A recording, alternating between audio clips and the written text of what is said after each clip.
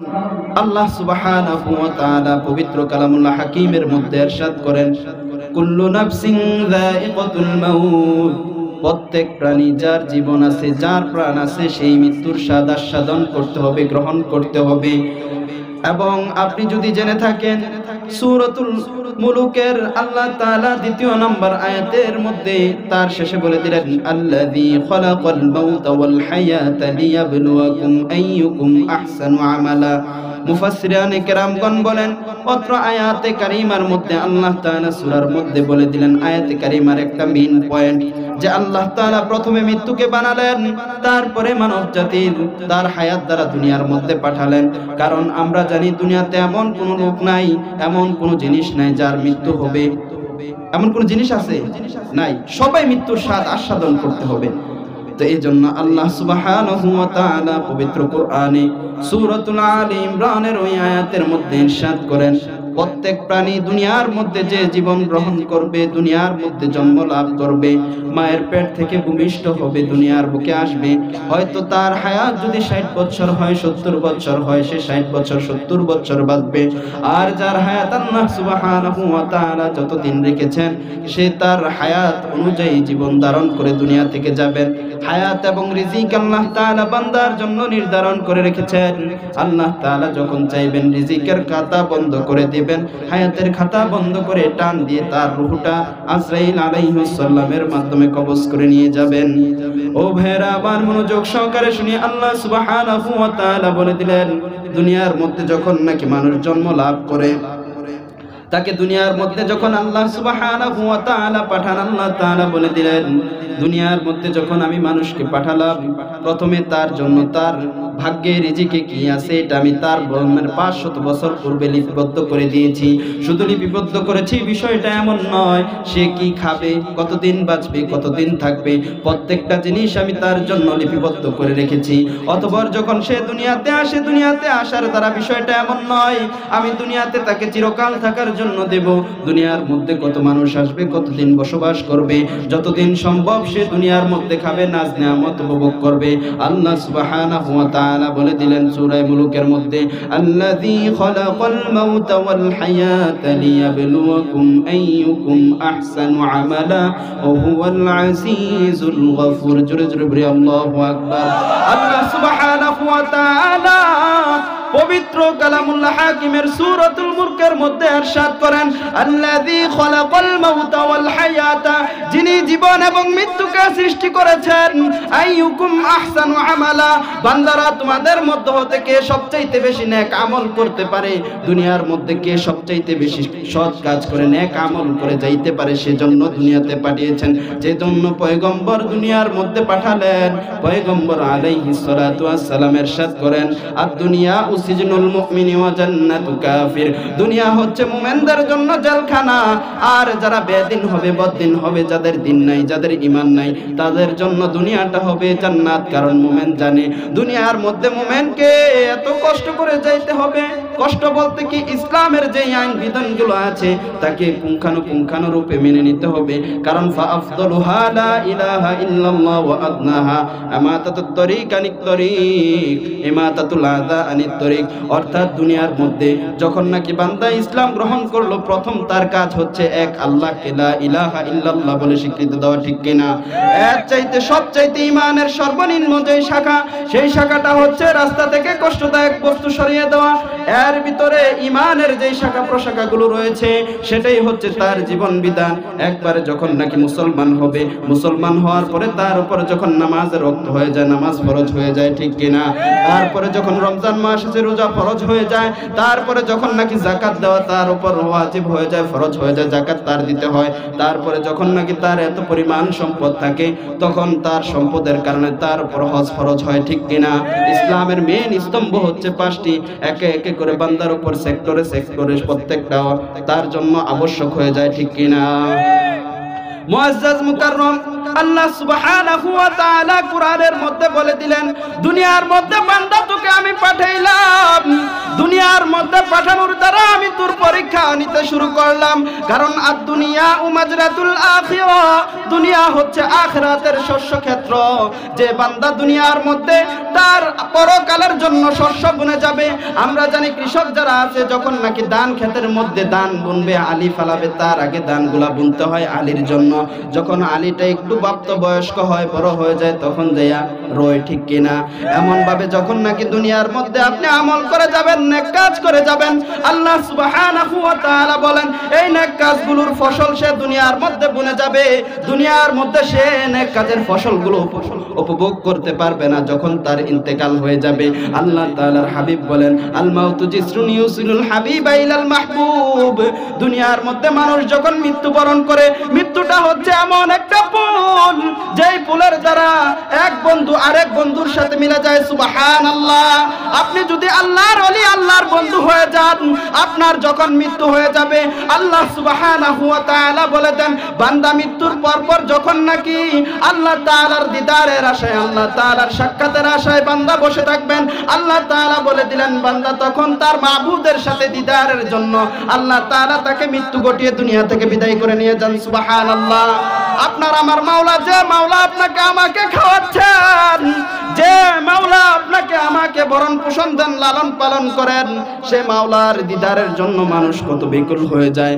কত আল্লাহর পাগল আছে যে আল্লাহর জিকিরের মধ্যে বসে তাসবিহ পড়ে, আল্লাহর জিকির করে আল্লাহর জন্য কাঁদে। মাওলারে আল্লাহ তাআলা বলে দিলেন যে বান্দা আমার জন্য হয়ে গেল, আমি তার জন্য হয়ে গেলাম। আর আমি যার জন্য হয়ে গেলাম তার জন্য পুরা মাখলুকাত, পুরা দুনিয়া তার জন্য হয়ে যায়। সুবহানাল্লাহ। দুনিয়ার মধ্যে যতদিন বান্দা বাঁচবে, দুনিয়ার মধ্যে যতদিন বান্দা থাকবে, দুনিয়ার মধ্যে তাকে অবশ্যই আখিরাতের প্রস্তুতি নিতে হবে, ঠিক কিনা? আমরা প্রত্যেকেই জানতে পেরেছি 1 নাম্বার ফরজ হলো as-সালাত, ঠিক কিনা?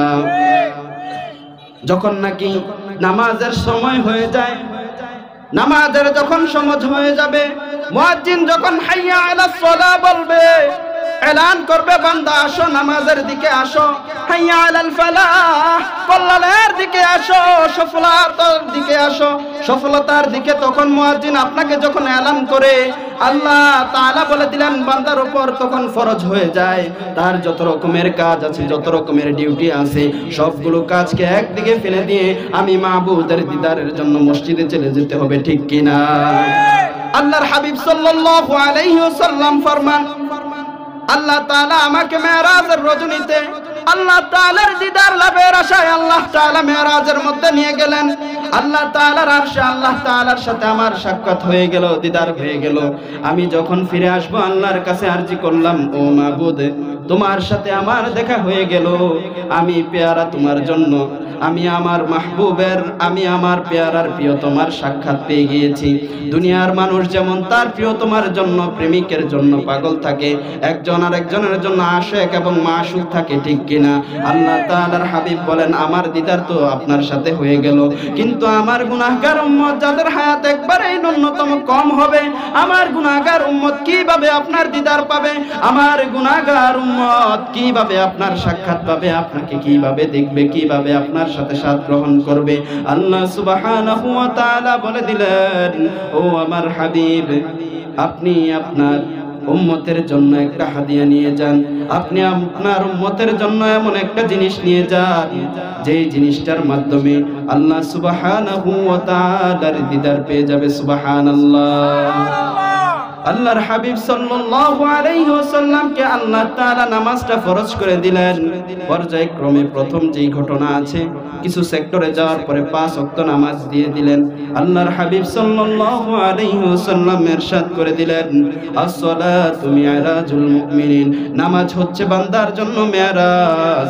যে বান্দা সময় মতো নামাজ পালন করবে, যখন নাকি সে নামাজের মধ্যে খুশু খুজু আদায় করে নামাজটাকে আদায় করবে, নামাজের মধ্যে যখন সিজদার মধ্যে যায়, আল্লাহ সুবহানাহু ওয়া তাআলা বলেন আমি আমার বান্দার এত নিকটে চলে আসি, আর কখনো বান্দার নিকটে অন্য কোনো সময়ে যাই না। যখন বান্দা সিজদার মধ্যে আমাকে সিজদা করে, বান্দা আমাকে দেখে না, দুনিয়ার চোখ দ্বারা আমাকে দেখা যায় না, তারপরেও বান্দা বিশ্বাস করে আল্লাহ আছে, আল্লাহ আমার সামনে উপস্থিত। এই বলে যখন বান্দা সিজদা দেয়, আমি মাবুদ সঙ্গে সঙ্গে বান্দার নামাজের প্রত্যেকটা তাসবির জবাব দিয়ে দেয় আল্লাহু আকবার। সেই মাবুদের দেওয়া ফরজ বিধাত নামাজ, নামাজ কি আমাদের আদায় করতে হবে কিনা? যত সময় বলুন, নামাজ অবশ্যই আদায় করতে হবে, ঠিক কিনা? নামাজ সময় মতো আদায় করা প্রত্যেকের জন্য ফরজ। আল্লাহর হাবিব সাল্লাল্লাহু আলাইহি ওয়াসাল্লাম বলেন, মান তারাকা সালাতান মুতাআম্মিদান ফাকাদ কাফার।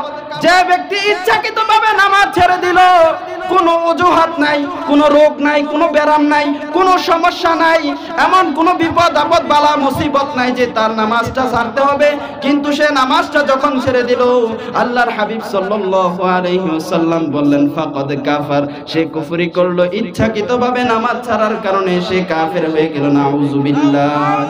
আল্লাহ তাআলা 24 ঘন্টা সময় আপনাকে আমাকে বেঁধে দিলেন, দিনের মধ্যে দিন রাত মিলিয়ে 24 ঘন্টা। এই 24 ঘন্টার মধ্যে 12 ঘন্টা রাত, 12 ঘন্টা দিন, ঠিক কিনা? আল্লাহ তাআলা বলে দিলেন, দিনের বেলা আমি তোমাকে সূর্যের আলো দেই, সূর্যের আলোর মাধ্যমে তুমি জমিনের মধ্যে ছড়িয়ে ছিটিয়ে পারবা, কৃষি কাজ করবা, তুমি রাজমিস্ত্রির কাজ করবা, ব্যবসা বাণিজ্য করবা, যা লাগে তা সবকিছু তুমি করবা। তোমার জন্য আমি উন্মুক্ত করে দিলাম, তোমার জন্য আমি উন্মুক্ত করে দিলাম, যাতে করে তুমি দুনিয়ার মধ্যে তোমার পেটটা যেটা আছে, তোমার পরিবারের যে ভরণ পোষণ আছে, সেইগুলো তুমি দুনিয়ার মধ্যে গ্রহণ করতে পারো। এই সময়টা আমি তোমাকে দিয়ে দিলাম। দিনের বেলা তুমি আমার সূর্যের আলো পাইয়া, আমার দেওয়া বাতাস পাইয়া, আমার দেওয়া জমিনের মধ্যে ফসল বুনে তুমি খাইবা, তোমার পরিবারকে খাওয়াবা। কিন্তু যখন আমার ইবাদতের জন্য তোমাকে ডাকা হবে, মুয়াজ্জিন যখন হাইয়া আলাস সালাহ বলে তোমাকে আযান করবে, ডাকবে, সঙ্গে সঙ্গে তুমি মসজিদের মধ্যে চলে যাও। দেখেন 24 ঘন্টা সময়টাকে আপনি হিসাব করেন, ভাগ করেন। 24 ঘন্টার মধ্যে ফজর পড়তে সর্বোচ্চ সময় লাগে 15 থেকে 10 মিনিট, জোহর পড়তে সময় লাগে 20 মিনিট, হিসাব করেন একটা জিনিস 30 মিনিট, তারপরে আসর পড়তে সময় লাগে 10 মিনিট 40 মিনিট, মাগরিব পড়তে সময় লাগে 10 মিনিট বা 15 মিনিট, এমন মিলিয়ে ধরেন 1 ঘন্টা, তারপরে আশা পড়তে সময় লাগে আধা ঘন্টা, ধরলেন 2 ঘন্টা, তাসবিহ তাহলিল সহ 2 ঘন্টা থেকে 2.5 ঘন্টা সময়। আল্লাহ তাআলা বলেন, বান্দার থেকে আমি চাই 24 ঘন্টা সময় বান্দারে দিয়া দিলাম, বান্দা ঘুমাবে, খাবে, আরাম আয়েশ করবে, রিজিক তালাশ করবে। কিন্তু যেই 2 ঘন্টা 10 মিনিট সময় বা 2.5 ঘন্টা সময়, সেইটা আমি বান্দাকে দিলাম। বান্দা আমার কাছে নামাজ পড়ে চাইবে, আমার কাছে বান্দা কাঁদবে আর বলবে, ও মালিক, ও আল্লাহ, দুনিয়ার মধ্যে আমাকে যেহেতু পাঠিয়েছেন, অবশ্যই আমার রিজিক আপনি নির্ধারণ করে রেখেছেন, কাজেই আমি আপনার হুকুম আদায় করেছি, এখন আপনি আমার প্রাপ্য বুঝিয়ে দেন, আমার রিজিক আপনি দিয়ে দেন। আল্লাহু আকবার। বলতে পারেন দুনিয়ার মধ্যে আল্লাহ তাআলা পরীক্ষার কেন্দ্র হিসাবে পাঠালেন, তারপরে কিভাবে দুনিয়ার মধ্যে মানুষের মধ্য থেকে যারা নাকি হিন্দু, বৌদ্ধ, খ্রিস্টান, তারাও তো অনেকে বড় লোক আছে, খায়। আল্লাহ তাআলার হাবিব বলে দিলেন, দুনিয়ার মানুষে শুনে নাও, শুনে নাও, ইহুদি, বৌদ্ধ, খ্রিস্টান যারা খায়, তোমাদের মুমিনদের উসিলায় খায়। আজকে যদি তাদের রিজিক বন্ধ করে দিতাম, তোমাদেরও রিজিক বন্ধ হয়ে যেত। তোমাদের উসিলায় আল্লাহ তাআলা তাদেরকে খাওয়ায়। যখন তোমাদের রিজিক বন্ধ হয়ে যাবে, আমার কালাম উঠে যাবে, খোদার আইন উঠে যাবে, তখন আল্লাহ তাআলা সকলের রিজিককে কর্তন করে দিবে। বুঝার বিষয়। আজকে দেখতেছেন যত ধনী হোক লাভ নাই, দুনিয়ার যত এমপি মন্ত্রী হও, আল্লাহর হুকুমকে ব্যতি রেখে তুমি দুনিয়ার মধ্যে যত কিছুই সাজাও, দুনিয়ার যত বাড়ি গাড়ি রাজপ্রাসাদ করো, কোনো লাভ হবে না। আইনামা কুনতুম ইউদরিকুকুমুল মাউত ওয়ালাউ কুনতুম ফি বুরুজিম মুশাইয়াদা। অর্থাৎ তুমি যদি সুদৃঢ় প্রাসাদ করে নাও, এমন প্রাসাদ যার ভিতরে পিপিলিকা ঢুকতে পারবে না, এমন প্রাসাদ যার মধ্যে কোনো কিছু ঢুকতে পারবে না, সুই ঢুকতে পারবে না, আলো বাতাস কোনো কিছু নাই, তুমি যদি এর চাইতেও বেশি কিছু তৈরি করো, তার ভিতরেও যদি সংরক্ষিত থাকো, আল্লাহ তাআলা বলে দেন, কুল্লু নাফসিন যায়িকাতুল মাউত, যখন তার সময় হয়ে যাবে, ইযা জা আজালুহুম ফালিয়াস্তাখিরুনা সাআতাও ওয়া লিয়াস্তাকদিমুন, যখন নাকি তার সময় চলে আসলো, যখন তার সময়টা হয়ে গেল, তার সময় এসে গেছে, মৃত্যুর ঘন্টা বেশে যাবে, আজরাইল তার চিঠিটা নিয়ে চলে আসবে, ঘরের দরজায় নক করবে, অমুকের ছেলে অমুক, আল্লাহ তাআলা তোমার টিকিট তো কেটে দিয়েছে, দুনিয়ার হায়াত তোমার কর্তন করে দিয়েছে। এখনই তুমি তোমার মাবুদের সাথে মিলিত হও। যদি তুমি জান্নাতি হও, আল্লাহ তাআলার ফেরেশতা ৭০,০০০ জান্নাতের ফেরেশতাকে সাথে নেবেন। আল্লাহ তাআলার ফেরেশতা আজরাইল আলাইহিস সালামের সাথে ৭০,০০০ ফেরেশতার হাতে জান্নাতি ফুল দ্বারা এবং জান্নাতি রুমাল দ্বারা সুগন্ধিযুক্ত আতর দ্বারা তাদেরকে পাঠাবেন। যখন নাকি বান্দার কাছে নেককার বান্দা হবে, বান্দার কাছে আসবে, তাকে তাকাব্বাল জানাবে, তাকে মুবারকবাদ জানাবে। আল্লাহু আকবার বলি, মুবারকবাদ জানাবে। তার রূহটাকে আহলান সাহলান জানিয়ে বলবে, ইয়া আইয়াতুহান নাফসুল মুতমাইন্না, হে পরিতৃপ্ত আত্মা, যে মাওলার দিদারে মাওলার ইবাদতের মধ্যে পরিতৃপ্ত লাভ করেছো, মাওলার ইবাদতে মশগুল থেকে নিজেকে আল্লাহ ওয়ালা বানিয়েছো, আসো আসো। ইয়া আইয়াতুহান নাফসুল মুতমাইন্না, হে পরিতৃপ্ত আত্মা, হে পরিতৃপ্ত রূহ, তুমি বেরিয়ে আসো। ইয়া আইয়াতুহান নাফসুল মুতমাইন্না ফাদখুলু ফি ইবাদি, তুমি আল্লাহর বান্দার মধ্যে শরীক হয়ে যাও। ওয়াদখুলি জান্নাতি, তুমি আল্লাহর দেওয়া জান্নাতের মধ্যে প্রবেশ করে নাও। সুবহানাল্লাহ। আপনার মৃত্যু হবে দুনিয়ার মানুষের মতো, কিন্তু দুনিয়ার মানুষ বুঝতে পারবে না আপনাকে আহলান সাহলান জানানো হচ্ছে। কখন আপনাকে আহলান সাহলান জানাবে? যখন আপনি হয়ে যাবেন আল্লাহর পছন্দনীয় বান্দা, তখন সবাই আপনাকে তাকাব্বাল মুবারকবাদ জানিয়ে আহলান সাহলান জানিয়ে আপনার রূহটা কবজ করে নেবে এবং আপনাকে জান্নাতের মধ্যে প্রেরণ করবে। সুবহানাল্লাহ। আর যদি আপনি বদকার হন, দুনিয়ার মধ্যে নেক কাজ না করেন, দুনিয়ার রঙের ঘোড়া পাইয়া দৌড়াইলেন, দুনিয়ার চাকচিক্যতায় সৌন্দর্যে পড়ে গেলেন, আর দুনিয়া কুল্লাহা জিনা, মানে দুনিয়াটা প্রত্যেকটা পুরা দুনিয়া হচ্ছে একটা চাকচিক্য সুন্দর, তার মধ্যে সবচাইতে সুন্দর চাকচিক্যের বিষয় হচ্ছে নেককার স্ত্রী। যার ঘরে নেককার স্ত্রী আছে সেই সবচাইতে বেশি সফল কাম।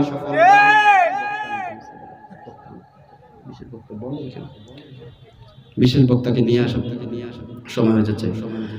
সম্মানিত হাজরিন, যে কথাটা বলতেছিলাম, বদকারের যখন মৃত্যু হয়ে যাবে, বদকারের রূহ যখন আল্লাহ তাআলার দরবার থেকে মঞ্জুর হয়ে যাবে, বদকারের রূহটা কবজ করার জন্য মানুষকে চিঠি পাঠানো হবে, অর্থাৎ মানুষ জানবে যে অমুকে মৃত্যুবরণ করেছে। মানুষের কানে মাইকে ঘোষণা হয়ে যাবে, অমুকের ছেলে অমুক অমুক সময় অমুক স্থানে ইন্তেকাল করেছেন। সবাই বলবে ইন্না লিল্লাহি ওয়া ইন্না ইলাইহি রাজিউন। তখন যদি বদকার হয়, আজরাইল আলাইহিস সালাম জাহান্নামী ৭০,০০০ ফেরেশতাকে নিবেন। তার মধ্য থেকে কিছু কিছু এমন ফেরেশতা থাকবে যাদের চক্ষু আছে, কর্ণ নাই। বান্দার রূহটাকে যখন কবজ করবেন, তার রূহটাকে প্রথমে টেনে হাঁটুর নিচ পর্যন্ত নিয়ে যাবেন, হাঁটুর মধ্যে তার রূহটাকে আবদ্ধ করে দিবেন। তাদের হাতের ভিতরে লোহার কর্জ থাকবে, যেই কর্জের ভিতরে এমন কাটার মতো থাকবে, যেই লোহার কর্জ দ্বারা তাকে আঘাত করার সাথে সাথে তার রগ শিরা উপশিরা যা কিছু আছে প্রত্যেকটা সেক্টরে সেক্টরে ব্যথা পৌঁছে যাবে। আল্লাহ, কত ভয়ঙ্কর হবে! দুনিয়ার মধ্যে লাঞ্ছনার মৃত্যু হবে এবং ওই যে কর্জ দ্বারা তাকে এমন ভাবে টর্চার করা হবে, রূহটা তখন বের হয়ে যাওয়ার উপক্রম হবে, কিন্তু রূহটা বের হতে পারবে না। তারপরে পায়ের টাকনুর নিচে তাকে নিয়ে আবদ্ধ করে দিবেন, তারপরে বৃদ্ধা আঙ্গুলের মধ্যে নিয়ে আবদ্ধ করে আবার এক তরফা টর্চার করবে। একটু উপলব্ধি করেন, চক্ষু বন্ধ করে ভাবেন, আপনি আমি যদি বদকার হই, আপনার আমার অবস্থাও কিন্তু এমন হবে। রূহটাকে, আপনার আমার রূহটাকে প্রথমে হাঁটুর নিচে নিয়ে যাবে, অত্যাচার করবে।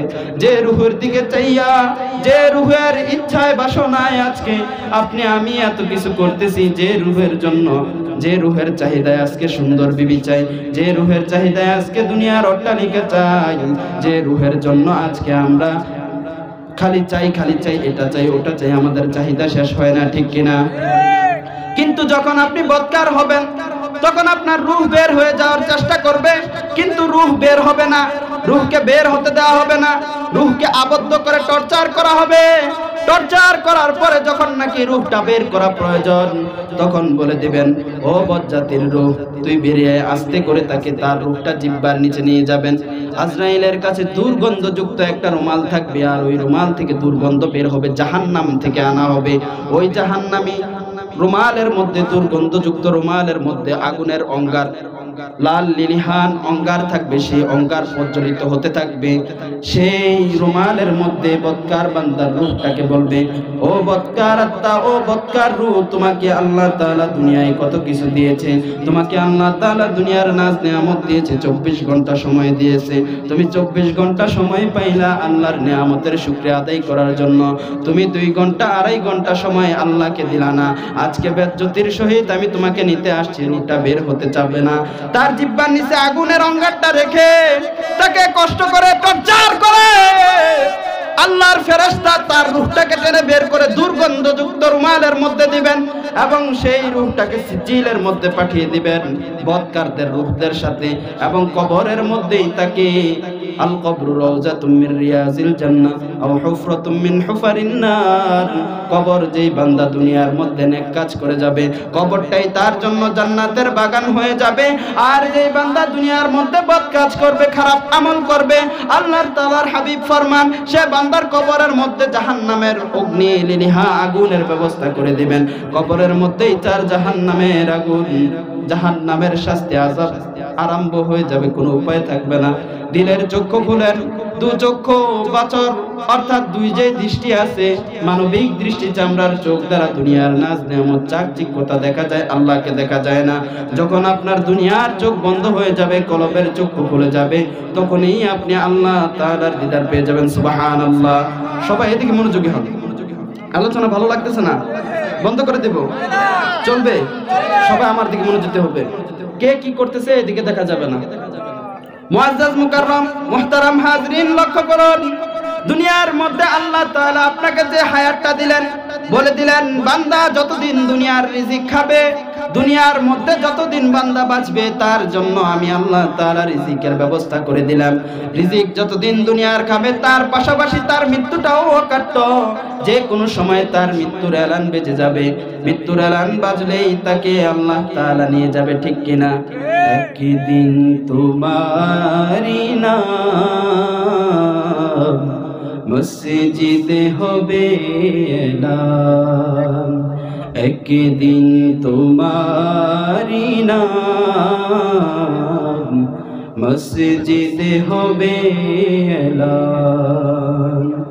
তৈরি থেকো, তৈরি রেখো, তৈরি থেকো, তৈরি রেখো, কবরের মাল সামান, একদিন তোমারি নাম মসজিদে হবে এলান, ঠিক কিনা? যেখানেই থাকো, যে অবস্থায় থাকো, প্রত্যেকটা তোমাকে তোমার মৃত্যুর স্বাদ অবশ্যই আস্বাদন করতে হবে। মৃত্যুর আগেই মৃত্যুর প্রস্তুতি নিয়ে যাও। মহিষেল দক্ষিণ পাড়া মাহফিলের প্যান্ডেলের পুকুর পাড়ের প্রত্যেকটা দিকে তাকাও। কারো বাবা আজকে ওই পুকুর পাড় শুয়ে গেছে, কারো ভাই আজকে ওই পুকুর পাড় শুয়ে গেছে, কারো আজকে জনম দুঃখিনী মা, যেই মা এত কষ্ট করে লালন পালন করলেন, 10 মাস 10 দিন গর্ভে ধারণ করলেন, প্রসব বেদনা যখন মায়ের আরম্ভ হয়ে যায়, মা তখন বলে, এলাকার মা মহিলা রে, আমাকে একটা দা এনে দে, বটি দা এনে দে, নিজের জীবনটা নিজে কুরবান করে দেই।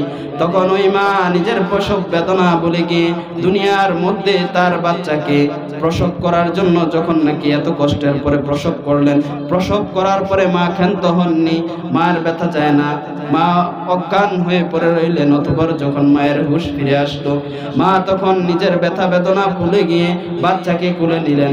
বাচ্চাকে কোলে নেওয়ার পরে আবার মা যখন নাকি বাচ্চাকে দুগ্ধ পান করালেন, মা তার ব্যথা ভুলে গেল, বাচ্চাকে কোলে পাইয়া মা সুখী হয়ে গেল। মা আনন্দটা আল্লাহ তাআলার নামেই বাচ্চাটা কান্না বন্ধ করে দেয়, ঠিক কিনা? অতঃপর যখন নাকি বাচ্চাটা কান্না বন্ধ হয়ে যায়, কান্না বন্ধ হওয়ার পরে বাচ্চাটাকে মা 2 বছর থেকে 2.5 বছর কোন জায়গায় পাওয়া যায়, অনেক বাচ্চা 3 বছর পর্যন্ত দুধ খায়। দুধ খাওয়ার পরে বাচ্চা কত লালিত পালিত সুন্দরভাবে বাচ্চা যখন নাকি দুনিয়ার মধ্যে পালিত হয়, পালিত হওয়ার পরে বাচ্চাকে যখন নাকি বাচ্চা দুঃখ পায়, একটা ব্যথা পাইলো, দৌড়ে আমার কাছে যায়, ও মা আজকে আমি ব্যথা পেয়েছি। তখন মা বাচ্চাটাকে কোলে নিয়ে আদর সোহাগ করে যত্ন করে ব্যথা বুলাইয়া বাচ্চাকে শান্ত করে দেন, বাচ্চাকে চুমু খান, বাচ্চাকে কত আদর করেন, কিন্তু দেখেন আজকে কার জানি সেই জনম দুঃখিনী মা, যেই মা 10 মাস 10 দিন গর্ভে ধারণ করলেন, 2 বছর দুগ্ধ পান করালেন, পায়খানা প্রস্রাব পরিষ্কার করলেন, কার জানি জনম দুঃখিনী মা আজকে এই কবরের মধ্যে শুয়ে গেছে। কার জানি জনম দুঃখিনী আব্বা জান, যেই আব্বা মাথার গাম পায়ে ফেলে, পায়ের জুতা বাবার থাকে না, ভালো কাপড় বাবা পরে না, ভালো পোশাক বাবার নাই, বাবার পিঠের চামড়াগুলো যদি দেখেন, বাবার পিঠের চামড়াগুলো রোদের তাপে পুড়ে গেছে, ঘাড়ের অংশগুলো কালো হয়ে গেছে, কিন্তু কখনো বাবা সন্তানকে কষ্ট দিতে চায় না। বাবা চায় আমার সন্তান আমার যা আছে সবকিছু সুখে থাক, সেই জন্য বাবা সব সময় সন্তানের কল্যাণের জন্য কাজ করে যায়। এই সন্তানকে এত কষ্ট করে লালন পালন বাবা করেন, কিন্তু দেখেন আজকে কত জনের চেহারা দেখতেছেন, বাবার মতো কাউকে দেখা যায় না, ঠিক কিনা? কত মানুষের চেহারা দেখা যায়, আজকে আমার বাবা যার নাই সে বলে আজকে বাবাকে দেখি না। কত মানুষের চেহারা দেখা যায়, যেই মা এত কষ্ট করে লালন পালন করলো, সেই মায়ের চেহারার মতো আর কাউকে দেখি না। যেই দাদা দাদি এত কষ্ট করে আদর যত্ন করে খেলাধুলা করে লালন পালন করে হাসি তামাশায় বড় করলো, নানা নানি আজকে তাদের চেহারা দেখি না। তারা কে কোথায় শায়িত হয়ে গেল? তাদের মতো আপনাকেও আমাকে যেতে হবে, ঠিক কিনা? এই দুনিয়া হচ্ছে মুসাফিরখানা। মুসাফির যেমন এক স্থানে বেশি দিন বসবাস করতে পারে না, তেমনি প্রত্যেকটা মানুষের জন্য মৃত্যু অবতারিত, মৃত্যুটা তার জন্য লিপিবদ্ধ। দুনিয়াতে জীবন ধারণ করবে, তারপরেই তার মৃত্যু গ্রহণ করতে হবে, ঠিক কিনা? এমনই ভাবে ভাই বলে যাই, অত্র এলাকার সন্তান হিসাবে আমার যেই কর্তব্য আমি বলে গেলাম, আপনার উপর আমার হক হচ্ছে কয়েকটা হক। আপনাকে দেখলে সালাম দিতে হবে, ভালো ব্যবহার করতে হবে। আপনি যখন আমাকে ডাকবেন, আপনার ডাকে আমি সাড়া দিতে হবে। আপনি ইন্তেকাল করলে আপনার জানাজায় আমার শরীক হতে হবে। আপনি যখন অসুস্থ হয়ে যাবেন, আপনাকে দেখা আমার জন্য ফরজ। এমনই ভাবে ইসলাম ও রাসূল সাল্লাল্লাহু আলাইহি ওয়াসাল্লাম আপনার উপর যে হকগুলো রেখেছেন আমি আদায় করার চেষ্টা করব। আপনারা যদি কোনো সমস্যা থাকে আমাদের সাথে বসে যাবেন। আপনার যদি মনে কোনো কষ্ট থাকে, যেই কোনো বিষয়ে যদি আপনার সাথে কোনো মন মালিন্যতা হয়, আপনি সরাসরি আমাদের সাথে বলবেন। আপনি কখনো মনের ভিতরে অন্যের কাছে যাইয়া কথাটা বলবেন না। মানুষ এত খারাপ হয়ে গিয়েছে, মানুষের স্বভাব এত খারাপ হয়ে গিয়েছে, তাকে ভালো বুদ্ধি কখনো দেয় না। ভাই তোমার বিরুদ্ধে লাগাইয়া একটা মামলা করায়, কেস করায়, এইভাবে ওইভাবে কইরা আপনাকে দেউলিয়া বানিয়ে ছাড়ে, ঠিক কিনা? আপনার যার সাথে সমস্যা তার সাথে সরাসরি বসেন। আপনাকে গালি দিচ্ছে, আপনি তাকে আব্বা বলেন, তুমি আমার বাপ, তুমি আমার চাচা, তুমি আমার ভাই। ভাই আমি তোমাকে গালি দেব না, অবশ্যই আমি হয়তো ভুল করেছি, যার কারণে তুমি গালি দিয়েছো, আমার উপর রাগ হয়েছ। আমি তোমার কাছে মাপ চাই, তুমি বলো কি আমার ভুল হয়েছে। সেইভাবে একে অপরের দ্বারা নিজেদের মধ্যে সামঞ্জস্যতার মাধ্যমে, নিজেদের মাধ্যমে ভদ্র আচরণের মাধ্যমে যত রকমের সমস্যা আছে সমাধান করে নেবে ইনশাআল্লাহ। সবাই রাজি আছি তো? এবং আমি দোয়া চাই আপনাদের কাছ থেকে, পড়াশোনা করতেছি, আল্লাহ তাআলা যাতে আমার পড়াশোনা ভালোভাবে শেষ করতে পারি সেই তৌফিক আল্লাহ তাআলা দান করে সকল বলে আমিন। আমার দাদা জান অসুস্থ, প্রাক্তন মুয়াজ্জিন জনাব খলিলুর রহমান মুয়াজ্জিন সাহেব, দাদাকে আল্লাহ তাআলা যাতে সুস্থতা দান করে, আল্লাহ তাআলা যাতে দাদার নেক হায়াত দান করে সকল বলে আমিন। এছাড়াও আমার নানা জান, যার দোয়ার ফসল আলহাজ হযরত মাওলানা কারি আব্দুল সুবহানী সাহেব, যিনি এখানে আমার নানার ছাত্রও আছে অনেকে। অনেক পূর্বে তিনি কারিয়ানা মাদ্রাসা প্রতিষ্ঠিত করে গেছেন, কারিয়ানা মাদ্রাসা। এখানে আমার মামা জানো আছেন। আমার নানার জন্য দোয়া করবেন, আল্লাহ তাআলা যাতে তার কবরটাকে রওজাতুম মিন রিয়াজিল জান্নাত টুকরা বানিয়ে দেয় সকল বলে আমিন। আজকের এই মাহফিলে যে সমস্ত যুবক ভাইয়েরা, বিশেষ করে মহিজাইল সমাজ কল্যাণ ঐক্য পরিষদের যুবক ভাইয়েরা, তারা এই মাহফিলটাকে অ্যারেঞ্জমেন্ট করেছে, তারা এই মাহফিলের দায়িত্ব নিয়েছে, এবং এই সমাজ যাতে পরিবর্তন হয়, একে অপরের সাথে মহব্বত যাতে বৃদ্ধি হয়, কারো সাথে কোলাহল ঝগড়া মামলা হামলা কোনো কিছু যাতে না থাকে, সেই জন্য আমরা পরিকল্পনা নিচ্ছি। কারোর সাথে যদি আমরা ব্যবহারে খারাপ করি বা কারো মনে কোনো কিছু নিয়ে কষ্ট থাকে, আপনারা সরাসরি আমাদের কাছে বলবেন। আমরা ইনশাল্লাহ আপনাদের সাথে ঝগড়ায় নিমজ্জিত হব না। বাবা আপনি আমাকে গালি দিবেন, আমি আপনার সাথে আব্বা ডাইকে আপনার সাথে যেইভাবে আপোষ করা যায় সেইভাবে আপনার সাথে চলার চেষ্টা করব। সকলে আমার জন্য দোয়া করবেন, এবং আজকের এই মাহফিলটাকে যেন আল্লাহ তাআলা কবুল করে সকলে বলে আমিন। আমি আরেকটা কথা বলছি, যারা আমাদের এই মাহফিলের জায়গা দিচ্ছেন তাদেরকে যাতে আল্লাহ তাআলা কবুল করে সকলে বলে আমিন। যারা মসজিদের মধ্যে টাকা পয়সা দিয়ে, বুদ্ধি শ্রম দিয়ে যে যেভাবে সহযোগিতা করছে, আল্লাহ তাআলা প্রত্যেক জনকে কবুল করে নিক সকলে বলে আমিন। সকলে আমার জন্য দোয়া করবেন, আমিও আপনাদের জন্য দোয়া করি, আল্লাহ তাআলা যাতে আপনাদের খেদমত করার তৌফিক দান করে সকল বলে আমিন। ওয়া আখির দাওয়ানা আলহামদুলিল্লাহি রাব্বিল আলামিন। আসসালামু আলাইকুম ওয়া রাহমাতুল্লাহি।